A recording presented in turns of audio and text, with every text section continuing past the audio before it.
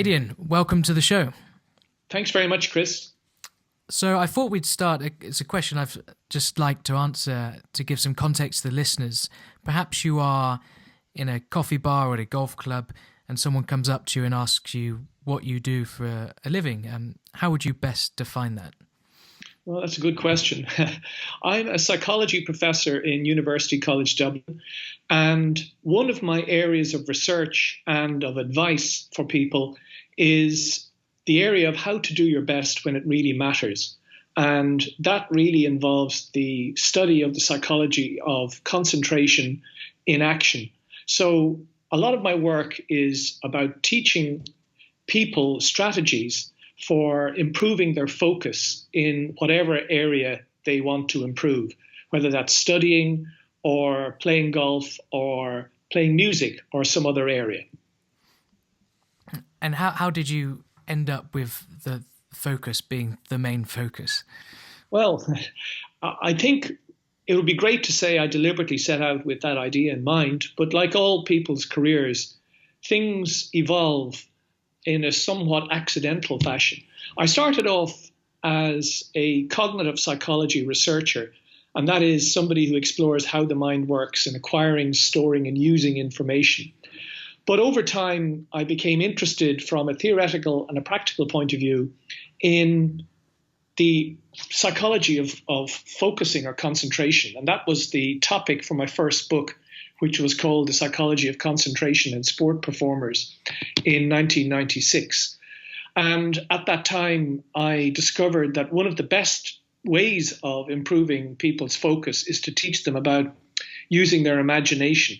So the twin areas that have occupied my attention since the late 1990s are A, the psychology of concentration, and B, techniques like mental imagery or mental rehearsal or mental preparation, which is a strategy for improving concentration. And I found that those two areas helped me in my research and also in my teaching, because I teach cognitive psychology and sports psychology here in University College Dublin. So how did one make a sort of natural progression into golf? Well, I've always been interested in golf. I play a little, and I've always done since I was a teenager. And at the time in Ireland, in the early to mid 1990s, I was probably one of the few people who was doing sports psychology research from a psychological perspective. And around that time, a number of athletes in Ireland contacted me for advice because they heard about the work I was doing. And one of those athletes was the triple major winner, Padraig Harrington. So I worked with Padraig on helping him, particularly in the area of concentration, for 2 or 3 years, towards the end of his amateur playing career and the beginning of his professional golf career. So it went from probably 91 to about 94, I'd say. And so he was a wonderful guy to work with. And I learned as much from him as I think he probably learned from me. I'm sure. It's also quite interesting that he managed to seek you out as well. Yes, yeah. He one day in the early 90s, I got a call from Padraig and his father, who was a native of County Cork, where my mother is from. So there were some interesting discussions about our roots in West Cork. So both of us shared those. And also, of course, Padraig was a very promising amateur player at the time. But one of the interesting things that he mentioned to me was in one of our early conversations was that he actually scored better in match play than in stroke play. And he was puzzled about this as a psychological phenomenon. So when I met Padraig, we actually took note of the scores he produced in both match play and stroke play. And yes, he was right. He did play better, score better in match play. And we tried to figure out why that was. So one of the earliest problems we worked on was why a person can perform better in one type of golf competition than in another. And we came to the conclusion that the presence of a rival in match play helped Padraig to focus on his game, whereas the absence of an immediate rival in stroke play made Padraig think possibly too far ahead, or maybe, in his words, he felt he was too relaxed. So I think that launched a career in focus for me, and probably helped Padraig a little bit with his focus when we worked on strategies to improve his concentration.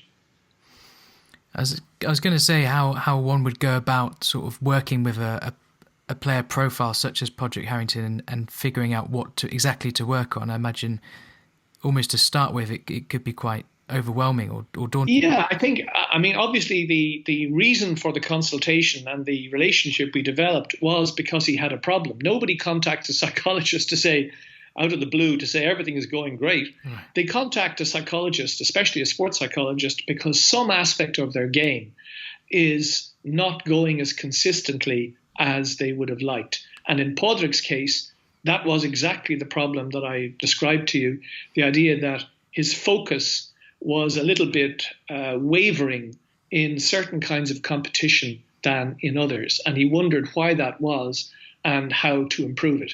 So I think his presenting issue or difficulty was purely and simply a concentration one, and that led us to develop other areas of his game. But that was the primary focus from the very beginning. So once you highlighted the problem, how did you go about breaking that down and taking it into sort of an action format? Yeah, I mean, I had done a lot of reading at that time. And in fact, interestingly, while Padraig was struggling with his concentration in his mind for golf, I was struggling with the psychology of concentration as a topic, which I started working on in the early 90s through Padraig and through my own reading. And so a lot of the techniques that I shared with Padraig were based upon techniques that had been found to work in academic psychology. For example, the use of routines. And routines are simply like steps of the stairs that take people from thinking to action. So one of the earliest ways of improving Padraig's concentration was to give him advice about developing routines. And as you know, a lot of sports people already have rituals, but some of them are actually superstitions rather than routines. So one of the earliest pieces of work we did, Padraig and I, was to work out which components of Padraig's routines were really helpful and which need not be helpful because they were irrelevant in some ways to the execution of the shot he was trying to produce. So routines was one thing we worked on. And the second thing we worked on a great deal was the use of imagery. That is, imagining the exact shot that he wanted to play, seeing the flight of the shot in his mind's eye, and so on. And those were two techniques we worked on, routines and imagery, and he found them very helpful. And of course, these were techniques that I was working on for my book, The Psychology of Concentration in Sport Performers. And of course, I'm not the only one to work on these. Many other psychologists did. But I was doing research on these topics. And that research and the research of others formed the basis of the book I produced a few years later in '96. I want to touch on routines in a second because I've been lucky enough to get my hands on your new book, The Mental Toughness in Golf, and I know there's a bit on that on routines. But I remember, I've forgotten when it was, I think it was, Padraig was playing in the Masters and he actually missed the cut, but he said to his caddy at the end of the 36 holes, and he said, I'm fully now capable of winning a major just by the way I was thinking out on the golf course. Yeah. Despite him, you know, not producing the goods. And I think actually it was only a season later, or that's when he started to win the Open Championships. Yeah, I mean, I think that's a really interesting point you raised, because another thing that Padraig has said over the years is I may not always be able to control where the ball goes, but I can always control what I think, which is a really interesting psychological idea, that no matter what results we achieve, we always have to go back to what thoughts were in our head, because that's one way of shaping the results. So you can't always determine where a ball will end up when you strike it on the golf course. You could get a bad bounce, for example, but there's no reason why you can't think like a winner or like a champion. And the example you just gave me is a really nice example of Padraig thinking like a champion and being somebody who develops self-belief from the way he thinks. And that's a lesson for all of us, I think. And you said it exactly like Padraig, a little tank, I think. Yeah.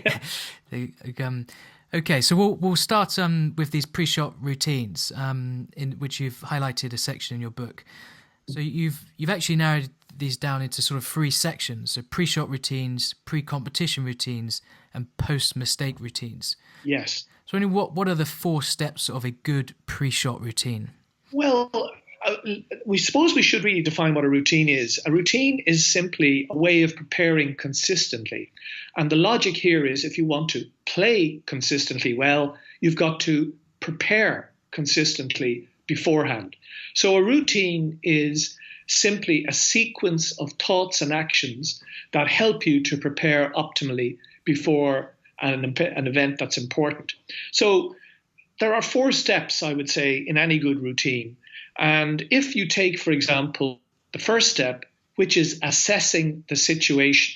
So if your ball, for instance, lands, I don't know, maybe on the middle of the fairway if you're lucky, or in the rough if you're a golfer of my standard, then the first thing you need to do is to assess the situation.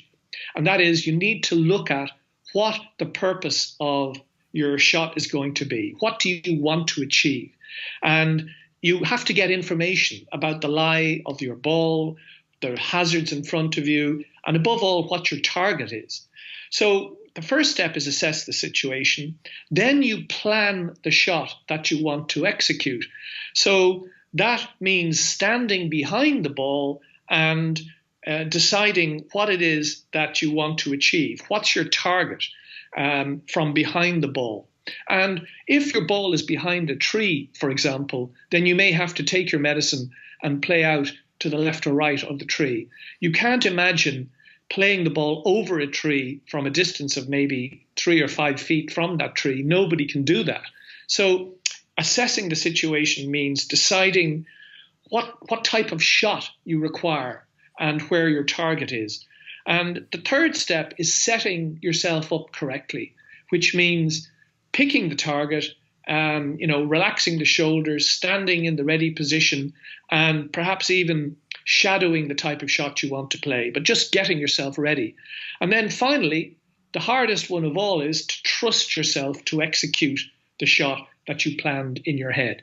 So I think everything comes back from deciding on what your target is to just preparing and trusting yourself to play the ball towards that target. And I think the big lesson in the mental side of golf, the big lesson is always play to a target. And I think golf is a target sport. And unfortunately, many people's targets are scores that are 4 or 5 hours ahead of the time, rather than aiming the ball towards a particular place on the fairway or on the green where your target is. So I think the biggest lesson of all in the mental side of golf is always pick a target before you execute a shot. And I think we can safely agree that when we all feel out of control, it's generally when we are trying to make up for a score or trying to claim back shots on the golf course, and we forget that going back to picking out a shot and executing on it and one shot at a time is such simple advice, but it is simple advice, but it turns out to be extremely hard to do. I mean, I can tell you over this interview, pick a target, and you might say, well, so what? Everybody says that. The hard part is to implement it in your behavior. In other words, if you pick a target that's, say, 100 meters away from where your ball is placed, then you lock on to that target 100 meters away. And the interesting thing psychologically is by picking a target and focusing your mind on that target, you're blocking out all possibilities of negative thoughts because you can only think one thought at a time. So whatever thought you focus on should be one that's helpful to your golf, not why did I end up in this spot, or I wonder what score I'll produce in 4 hours' time, or other irrelevant thoughts. So locking your mind onto a target is the secret of playing to your best at any level in golf. I think I also picked up on your book as well that the importance of a positive target and instead of a negative target. Exactly. So not to avoid, say, don't hit it in the bunker, or don't hit it to the right of the green. It's more. Yeah, entirely true. Like when you stand on the tee box and maybe you're playing a round of friendly golf or maybe competitive golf, as you stand on the tee box, one thought that might go through your mind is, I better not play into those trees on the left, or I hope I don't hit that lake on the right. But all you're doing there is giving your mind a target, which is trees or lake. And therefore, my advice is quite simple. Always pick a positive target before you execute. So you say to yourself, what's my target? Dead center of the fairway. I can see the spot in the distance. Right, my ball is going towards that spot. That way you're visualizing a positive target. And your mind can't often distinguish between a negative and a positive target. It will guide the ball towards what you're thinking about. And if you're thinking about something negative, like the trees or the lake, that's where your ball will probably end up.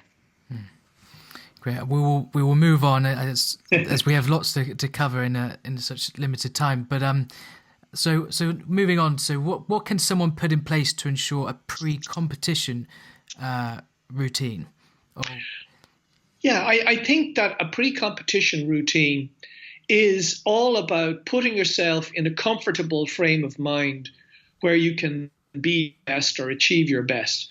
So an example of a bad competition routine would be arriving at the competition venue sometimes 5 minutes before you go out to play, sometimes 2 hours before you go out to play. There's no consistency there. So you have to look back and say to yourself, when was I happy with how I played in a competition? And you have to think about that for a few minutes. When was I happy with how I played in a recent competition? And then your job is to try to replicate what you did before that happy event. So if you arrived 45 minutes beforehand, then maybe that's a signal that should be one of the key elements before you play in a competition the next time. So I think that a competition routine depends upon you reflecting on what you did before a recent event where things went well, and then trying to produce that each time you go out to play. And that might involve what you did the night before, what you did the day or morning of the event, like what you had for breakfast, and then what time you arrived at the competition venue. So these are things you need to think about. There's no magic solution to having a routine because it's very personal. For example, some people like to arrive a good bit ahead of time so they can do their practice on the putting green or maybe going through a sequence of shots on the practice range. So they need time to do that. Other people like to arrive with a minimum of time to spare so they don't meet other competitors and they like to be on their own. And all of those techniques, or both of them, the two I have outlined, are fine. You just have to match the one that fits your personality. And there is the slight danger, of course, that if you leave it too late before arriving, and if you get into traffic jams or other problems, that this might discommode you on the big day itself. So there is no golden rule. The golden rule is find a way that's consistently been successful for you in the past and try to stick to that as much as you can. And that's probably the best advice I can give, which is stick to a method that worked for you in the past, with the general advice that if you leave it too late, things can go wrong. So I would advise people to arrive early, go through their preparation, be on their own if they want, and then get ready to do all the things that are needed in the competition itself. But it does depend upon what worked for you in the past.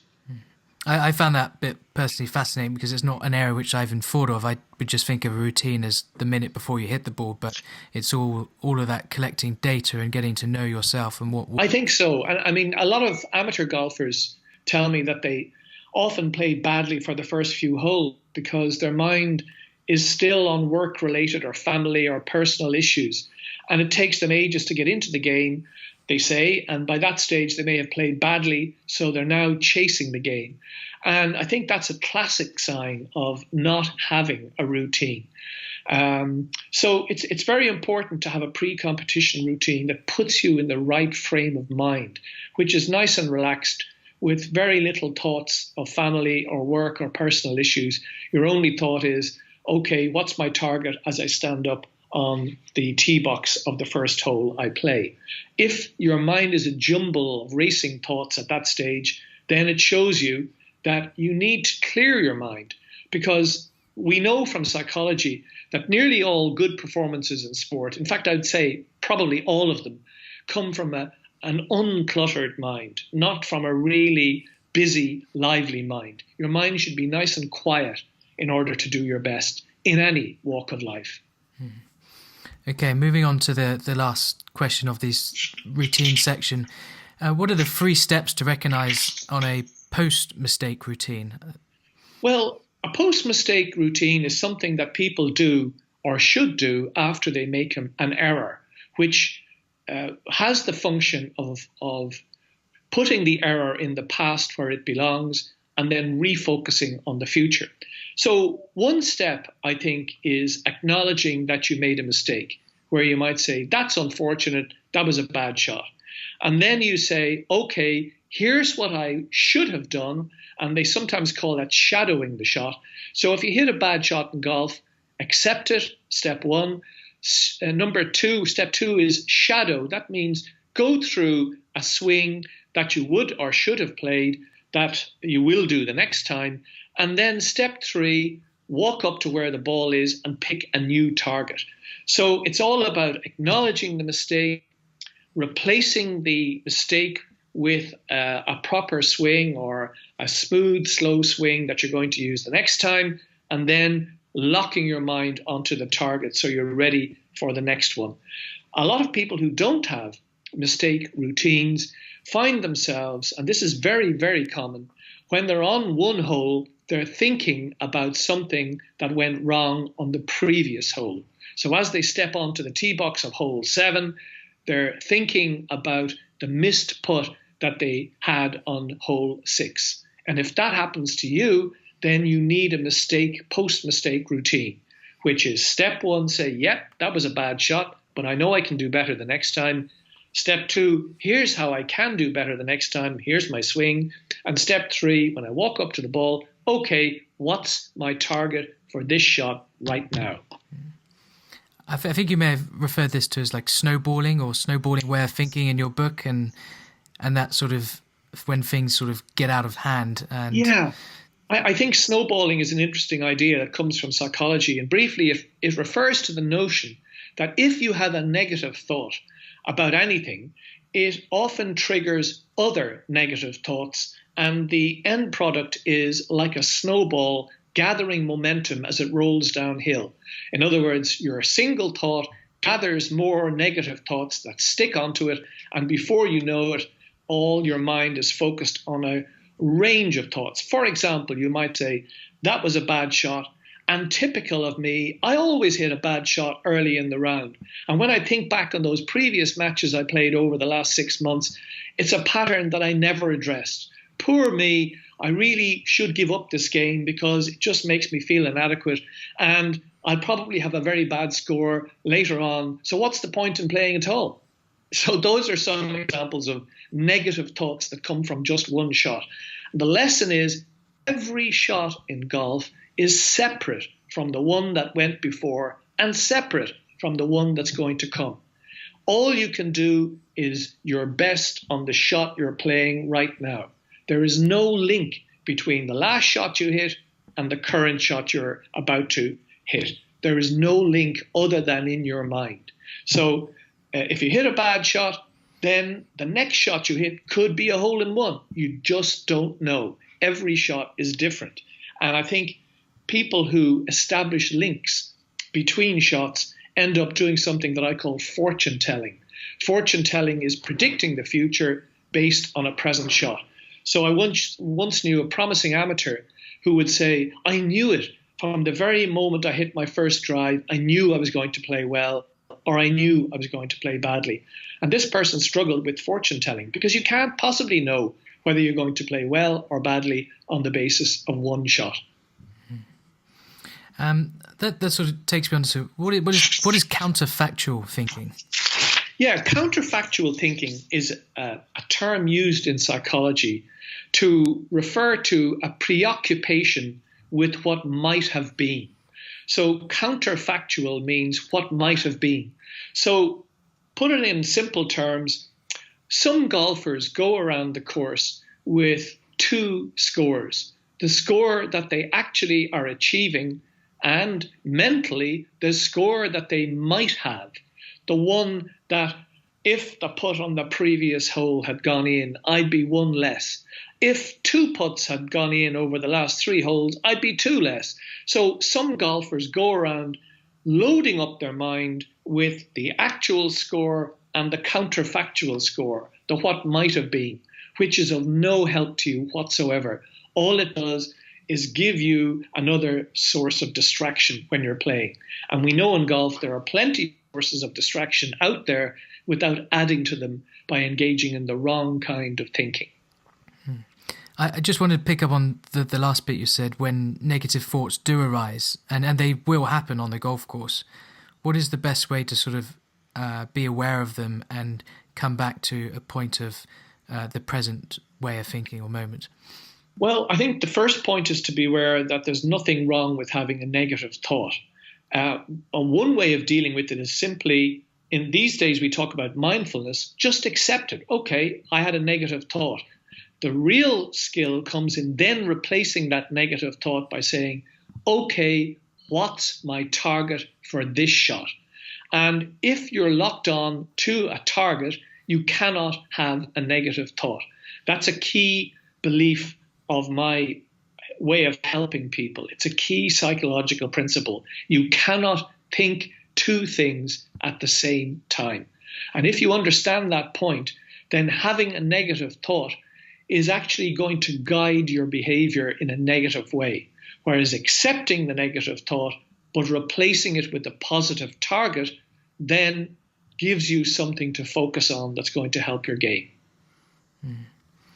I thought we could touch on another key term which you use, which is adversity training, and how Tiger Woods' father sort of implemented it with Tiger when he was young. Yes, adversity training is a term used in psychology to the idea of practicing the difficulties that you will encounter in a real golf or another sporting scenario. These days, adversity training is about helping your mind to get used to distractions. That's one example. For example, in rugby or soccer, it's quite common for players to hear the tannoy of opposing fans, or to hear the tannoy of maybe jeers or abuse that a person while they're training in their home ground. Tiger Woods' father, Earl Woods, used to train Tiger by dropping objects while Tiger was preparing to swing. So a drop of a car key or a sudden cough might distract a player. But if you expect it or block it out because you've heard it so often, then it won't bother you. And the idea here is that the mind always searches for new things. So anything new or different catches our attention. But if you're used to something like a person coughing or a person dropping coins or making a comment before you play, then when it happens in reality, it won't make any difference to you. Your mind will not look for it. So adversity training is simply getting used to things that would normally distract us, getting used to them so that when they happen, they're not new and hence they don't capture our attention. Thank you for that. It's something which has come up in sort of I've experienced in my own game. This sort of personal question from me is dealing with sort of anxiety on the golf course, and it's I don't know if it's the right word to use, but it's just a very underlying feeling, or usually around for the first 6 holes, that just sits with me. I was wondering what some of the best ways someone can deal with anxiety on the golf course, and how they can come back to focusing on what is in their control. Okay, well, I think you've raised a good point about a lot of us experiencing anxiety, and why do we experience it and what can we do about it? Well, for psychologists, anxiety is really just a sign that you care about what you're doing. The easiest way not to have anxiety is not to care. But if you didn't care, why would you be trying to do well? So if you're human, which all of us are, then we're going to experience anxiety because we don't like being evaluated. And playing golf in a competition or in front of your friends, you feel that you're being evaluated. Nobody likes being evaluated. So anxiety is simply a sign that you care. But here's the point. In order to get rid of anxiety, you've got to make it work for you, to care about the right things. So one way of doing that is by caring about what's under your control.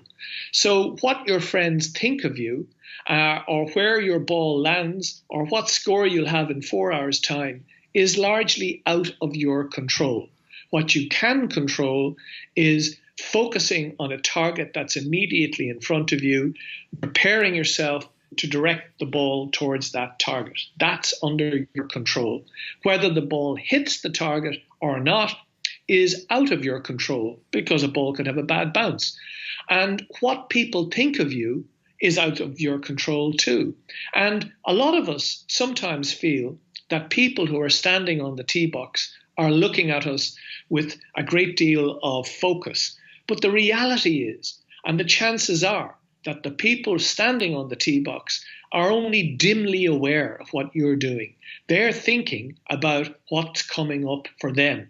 If they've played, they're wondering what sort of lie their ball has. If they haven't played, they're wondering, I hope I can get a good start. They're not actually paying attention to you at all. And it's often a helpful thing to know that most people looking at us when we're playing golf are actually looking in a rather glazed fashion. They're actually thinking something completely different. So one way of handling anxiety is to realize that it's a good thing to feel nervous and excited. It means you're ready to play. If you didn't feel any anxiety, it would mean you didn't care or weren't ready. The problem is when you allow your anxiety to control your thoughts and feelings. And one way of avoiding that, as I've mentioned before, is to always replace an anxious thought with a target-focused thought. But you should be glad of some energy or arousal that means that you really care about what you're doing.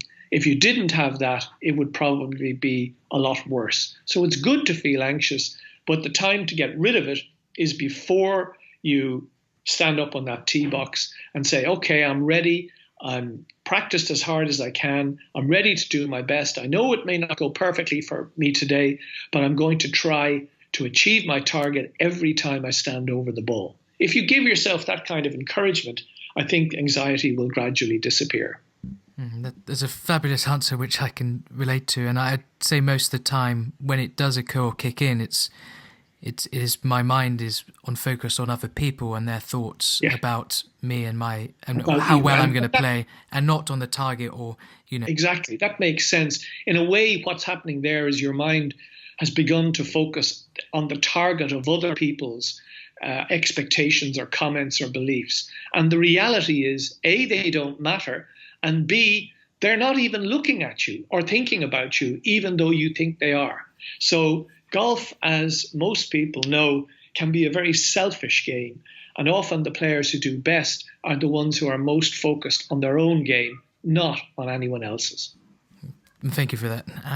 So we'll move into just the final wrap-up of questions from some of the listeners and fans. So one of them is... How important is self-belief, and how does one develop it? Sort of taking that sort of mindset of an Ian Poulter or Patrick Reed. Paul McGinley recently said on an interview that there's so many good golfers on the fringe of making it at tour level. They're just all good tour players, but if they only had that self-belief, a lot of them could probably take it to the next level. Yeah, I think that we have to understand what self-belief or confidence is. And self-belief is the perception or belief that you can achieve a goal no matter what's happening. For example, if you're maybe 4 or 5 feet or meters behind a bunker and the green lies in front of you, self-belief is the idea that you can play the ball over the bunker and hit the green. And if you look at the psychology of self-belief, there's a few things to note. The first thing is not all of us can be confident about every shot we play. There's some clubs and some situations on the golf course that we're more confident about because we've practiced them harder over the years. So we can't be equally confident in all shots, in all situations. And to expect to be confident at all times is really silly because we can't be. So that's the first point. It's a belief. The second point is it's a belief that improves with practice. So if you're not confident about playing that shot, approach shot to the green from behind a big bunker, then you've got to practice it. And then that brings in the whole psychology of practice. A lot of what we practice on the range, on a golf course or in a driving range is really not focused on some of the difficulties that we experience in reality. How many times have you played that chip shot over the bunker? You're not on the driving range or the practice range. So it probably means that you're not practicing it enough to be confident. So the first thing is it's a belief. Secondly, it improves with practice, and especially systematic practice. And thirdly, it's dependent on who you're comparing yourself to. So if your ball is behind a tree or in a deep bunker and you say, okay, I'm going to play that ball out because I saw it on television, then you're comparing yourself with some of the best golfers in the world. But you don't realize that they play or practice 5 or 6 hours a day.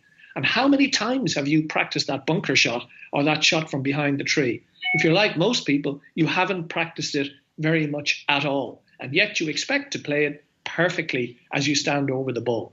So confidence is somewhat elusive because it's linked to a belief about achieving something based on practice. So the more you practice, the more that belief gets strengthened. And you should focus only on the target in order to be really confident about achieving your goal. So don't compare yourself to other players you're playing with who may be technically better or have practiced more, or don't compare yourself with people you see on television who are the elite of golf. Really, it's about how much work and investment of time you put into your practice. That generates confidence. It's like investing money in the bank. The more practice you do, the more confidence you generate when it really matters. It reminds me of a quote from, we had Dave Allred on the show last year, and he said something. He said, confidence is based on fact, i.e. you have done it before. Exactly. I think I'd agree with that completely. It's not based on illusion or because I'm good in business or I'm good in other areas of my life, then I should be good in sport or in golf. You only become good at something by playing and learning and practicing and by proper coaching. You don't get good at it by thinking that I'm the best just because I was good at something else. So it's based on fact. I would agree completely with that. Okay. Last question before we enter your action challenge. If your technique is not fully developed, is there much point in focusing on the psychology side, where you may need to really be focusing more on the technique and get that right first? Well, I think the two work hand in hand. Some people think that the psychological side of things is very useful for top players. And I would agree with that because, they've practiced the other areas, the tactical and the technical and the physical over the years. So the last challenge for them is psychological. That's true. But at all levels, the big challenge we face is to be consistent. And I think that no matter what your handicap is or no matter what your technique is, are you consistently playing to the best of your ability? That's the question you should ask yourself. If you're not playing consistently to the best of your ability, then psychology can help you to be better. If you are a great player, then it's obviously important to be psychologically ready for everything. But even as a beginning player, if you're not consistent, then psychology can help. So I think the two, technique and psychology, go hand in hand. Obviously, it's more important at the higher levels because they've done all the preparation work at that level, all the physical and technical work. And often, as some golfers have wisely said, the last course is the course between their ears. And that really is about the mental side of the game. But even at a beginning level, setting targets for yourself, trying to prepare, eliminating distractions, these are real problems for beginners just as they are for experts. The big difference is the expert is playing as a job, whereas the beginner hopefully is only playing for fun. But there's no harm in at least using psychology to be more consistent in what you do. And by being more consistent, you can actually derive more fun and set more challenges for yourself. So I would say that the two go hand in hand regardless of your level of ability. Thank you for that. Okay, so we'll move on to your action challenge. This is something I ask all of the guests at the end of the show, that something has significantly maybe valued or impacted in their life, which they may do on a day-to-day basis, or just something you believe in, and it doesn't have to be golf related. So fire away. Okay, that's a good question. I haven't expected this one, but my action challenge, I think, would be the idea that no matter what activity you're involved in, you can learn to focus better on the things that really matter in that area. And whether you're simply somebody who can't do well in studies because they get distracted, or whether you're a golfer who is playing for a living, then I think all of us can learn quite a lot about ourselves by looking at the things that distract us and by trying to implement a plan to overcome those distractions. And it comes right back to the area that's dominated my life, which is the study of concentration in action. How can we be more effective in whatever area of life we choose by learning to focus more effectively? I would think that's the big challenge that all of us face. And the reason we face that challenge is simple. The mind was not designed to pay attention to one thing for very long. We learn from the earliest days to think and plan ahead or to review the past, but in so doing, we distance ourselves from the present. So my action challenge, and I suspect that of many other people listening, is how do I focus on the present moment? And by doing that, how can I achieve better things in life? And does that come from just getting to know oneself, or is there any specific drill someone can put in place to... I think it comes originally from getting to know the way your mind works. And a lot of us spend a lot of time, it's been estimated that we have maybe 40 or 50,000 thoughts a day. But a lot of those thoughts are about things like, how can I save the world? What will I do tomorrow?